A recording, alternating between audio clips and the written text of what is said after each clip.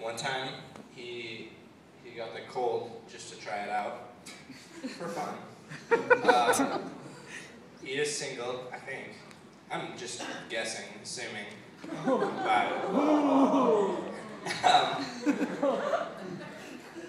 And he's really funny. And like I said, you guys heard of Chuck Norris, right? Yeah. Oh yeah. Well, Chuck Norris checks under his bed for Keith Stone. Okay. So real. Please welcome Keith Stone.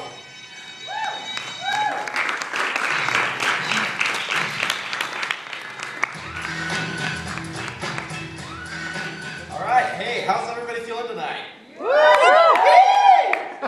Sweet. Sorry. Cool. Well, you know, that's a response that you're probably never going to use anywhere else. That's a response that has a time and a place. You know, you don't go to the doctor and the doctor's like, so how's the past few months been? Woo!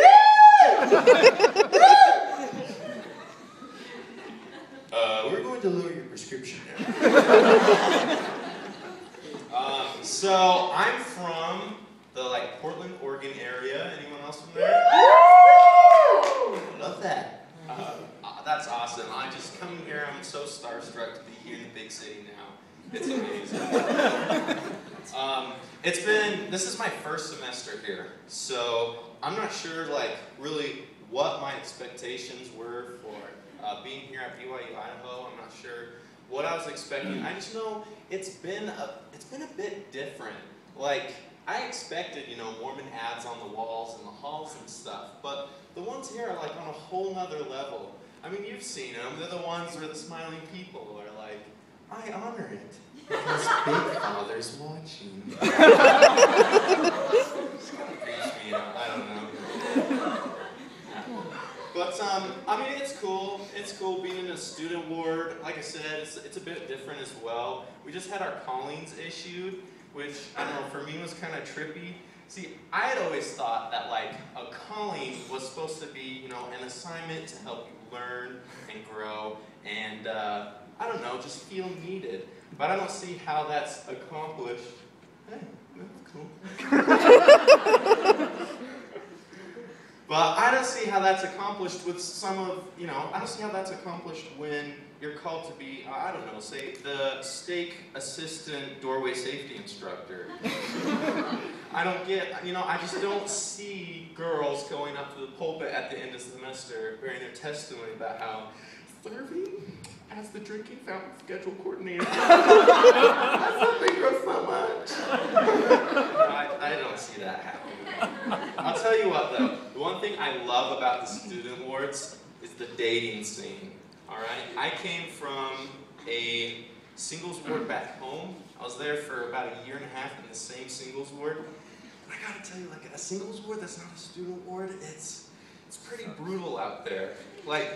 To be perfectly blunt, what it's like in a normal singles ward outside of this whole university area, it's like looking for a parking spot at the mall. You see, all the good ones are already taken. And you're left with all the ones that are way out there.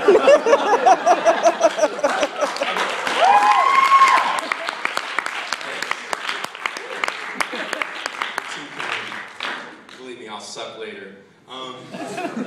But, okay, to be perfectly honest though, I mean, there are good ones out there. It's just usually when you get close, you realize it's handicapped. Oh. Because they get to park closer. I don't know. Okay, well, unfortunately, the closest fast food to my apartment complex is Subway, and I hate Subway.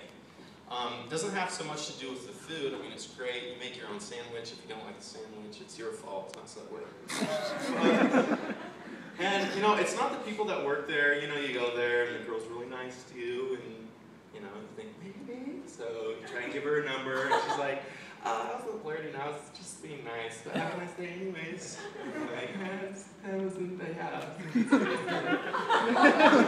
It's not, I mean, that happens at McDonald's too, so it's not that.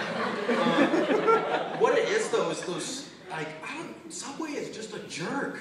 The whole franchise, I hate it. It's a jerk. It's the napkins that gets me. It's the napkins that you get, And on them they say like, oh, look at me, I only have like 40 calories per serving. But look at the Whopper. That's over 500 calories. Like, I don't know, maybe it's just me, but I personify it. And I imagine myself like lugging my lazy butt to math class and sitting down, and then some like studly McStud walking in, sitting down next to me with this shirt that's like, Keith Hibbard, 240 pounds. Kyle Langley, 175. Date fresh.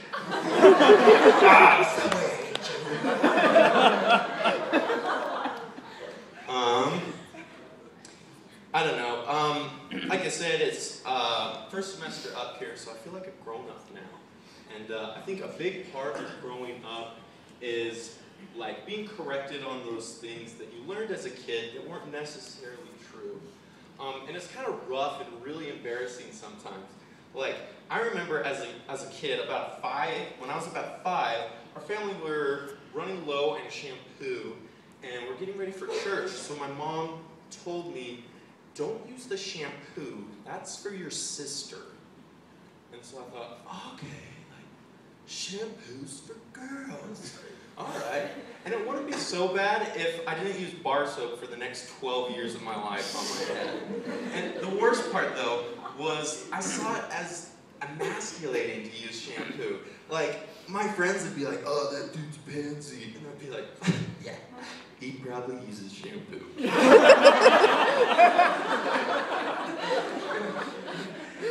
I don't know. Another thing is, I don't know why it's always my mom, but I was riding in the car with my mom and I was about 6 or 7 years old. And we stopped at an intersection and she let these people walk by. And I said, Mom, why'd you let them go? And she said, oh, they're pedestrians. I thought, pedestrians? So what? Who cares? And she just looked off into the distance and said, well, they were here first. So for like 4 years, I thought pedestrians were an Indian tribe. That made sense in my head. Cool fireworks, casinos, get to cross the intersection.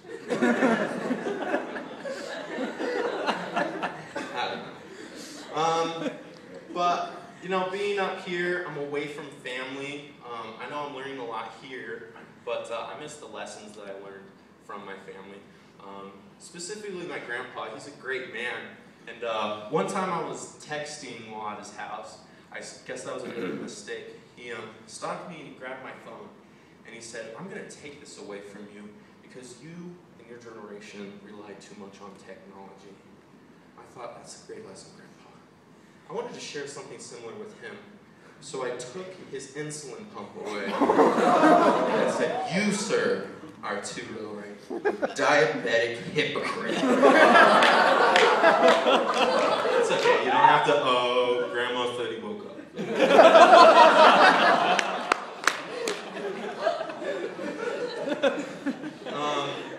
I don't know, lately I've noticed that a lot of my friends on Facebook have posted all these amazing things that they've been doing. How they've been like helping people out. You know, I see girls, you know, posting pictures of you know, service projects for the community. I got guy friends, you know, running 5K to cure feminism, and I can't help like, these guys are making a difference. And I was thinking, like, I don't know, what have I done like that? You know, I hadn't done anything. I wanted to be better. So I got with my one of my best friends from back home. His name's Nate. I said, Nate, we gotta do something. We gotta help out, make this world a better place. And we were trying to think, and we figured both of us had, you know, common interests in dogs. Both huge dog lovers. And we thought, you know, let's go out and let's give a dog, a real dog in need, the best day of his life. So we went to the pound. We asked them, okay, which of your dogs here is being put down as soonest? And they said, oh, you know, we have these dogs. They've been here for a while. So I thought, okay, sweet. Picked up one of those dogs. We said, we're going to bring him back later. Took him on the adventure of a lifetime. Went to the park, through the ball firm for just hours, rubbing his belly and feeding him an entire bag of like bacon-flavored treats. Took him to a breeder and gave him everything he could ever ask for.